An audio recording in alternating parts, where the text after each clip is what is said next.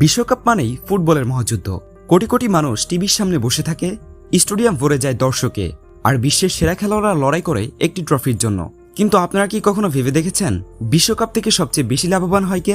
Champion দল নাকি বিশ্বসেরা ফুটবলাররা? এ দুটোর কোনোটি নয়। সবথেকে বড় লাভবান হচ্ছে ফিফা নিজেই। আজকে আমরা জানবো বিশ্বকাপ থেকে ফিফা কত টাকা আয় করে, আর সেই টাকা কোথা থেকে আসে, এবং কেন অনেকেই বিশ্বকাপকে ফুটবলের সবচেয়ে বড় ব্যবসা বলে থাকেন। ফুটবল বিশ্বকাপ শুধুমাত্র একটি টুর্নামেন্ট নয়, এটি পুরো পৃথিবীর সবথেকে বড় স্পোর্টস ইভেন্টগুলোর একটি। ফিফার প্রকাশিত রিপোর্ট অনুযায়ী 2019 থেকে 2022 চক্রে ফিফার মোট আয় $7.5 বিলিয়ন, যার প্রধান চালিকা শক্তি ছিল কাতার বিশ্বকাপ 2022। বাংলাদেশি টাকায় হিসেব করলে এই অঙ্ক কয়েক লাখ কোটি টাকারও বেশি। একবার ভাবুন, মাত্র কয়েক সপ্তাহের একটি টুর্নামেন্টকে ঘিরে এত বিশাল অর্থের লেনদেন। অনেকেই হয়তোবা মনে করে থাকেন ফিফার প্রধান আয় টিকিট বিক্রি করে আসে, কিন্তু বাস্তবতা পুরোটাই ভিন্ন। ফিফার সবচেয়ে বড় আয়ের উৎস হল টেলিভিশন সম্প্রচার সত্ত্ব।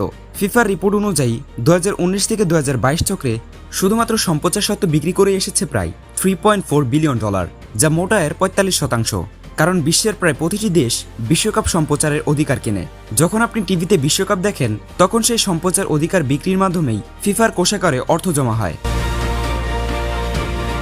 অন্যদিকে বিশ্বকাপ শুরু হলেই আপনি দেখতে পারবেন কোকা-কোলা, অ্যাডিডাস এবং বড় বড় ব্র্যান্ডের বিজ্ঞাপন। কারণ বিশ্বকাপ মানে কোটি কোটি দর্শকের সামনে নিজের ব্র্যান্ডকে তুলে ধরার সুযোগ। এই সুযোগের জন্য কোম্পানিগুলো ফিফাকে শত শত বিলিয়ন ডলার প্রদান করে। স্পন্সরশিপ ও মার্কেটিংয়ের অধিকার ফিফার আয়ের অন্যতম প্রধান উৎস। বিশ্বকাপ যত জনপ্রিয় হয়, স্পন্সর বিনিয়োগও তত বাড়ে। এবার আসি স্টেডিয়ামের আয়ে। লক্ষ লক্ষ দর্শক স্টেডিয়ামে বসে খেলা দেখতে চান, কিন্তু শুধু সাধারণ টিকিট নয়, ভিআইপি আসন, কর্পোরেট বক্স, বিশেষ আতিথেয়তার প্যাকেজ, এগুলো থেকেও ফিফা বিপুল অর্থ উপার্জন করে। ফিফার বাজেট নথি অনুযায়ী 2023 থেকে 2026 চক্রে টিকিট ও হসপিটালিটি থেকে কয়েক বিলিয়ন ডলার আয়ের লক্ষ্য ধরা হয়েছে। এবার আসে সবথেকে চমকপ্রদ অংশে। 2026 বিশ্বকাপে প্রথমবারের মতো 48টি দল অংশ নিচ্ছে। ম্যাচের সংখ্যা বেড়েছে, আর সেই কারণে ফিফা সভাপতি জানিয়েছে এই বিশ্বকাপ থেকে ফিফার আয় 13 থেকে 14 বিলিয়ন ডলার পর্যন্ত পৌঁছাতে পারে। এটি আগের যে কোনো বিশ্বকাপের তুলনায় অনেক বেশি। অর্থাৎ 2026 বিশ্বকাপ ফিফার ইতিহাসের সবচেয়ে বড় লাভজনক টুর্নামেন্ট হতে যাচ্ছে।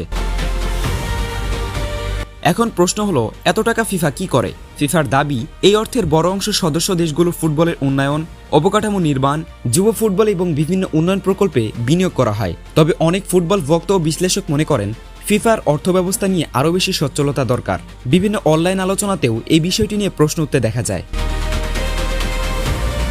বর্তমান বিশ্বকাপ শুধু একটি ক্রীড়া আসর নয়, এটি একটি বিশাল গ্লোবাল ইন্ডাস্ট্রি। টিভি সত্ত্ব, স্পন্সরশিপ, টিকিট, ডিজিটাল কন্টেন্ট, সব মিলে বিশ্বকাপ এখন বহু বিলিয়ন ডলারের ব্যবসায় পরিণত হয়েছে। আর এই কারণে অনেক বিশেষজ্ঞ বলেন বিশ্বকাপ শুধু মাঠে জেতা যায় না, অর্থনীতির ময়দানেও জেতা যায়। এখন আপনার কি মনে হয়, ফিফার এত বিপুল অর্থ কি সত্যি ফুটবলের উন্নয়নে ব্যয় হয়, নাকি বিশ্বকাপ এখন ধীরে ধীরে একটি বিশাল ব্যবসায় পরিণত হচ্ছে?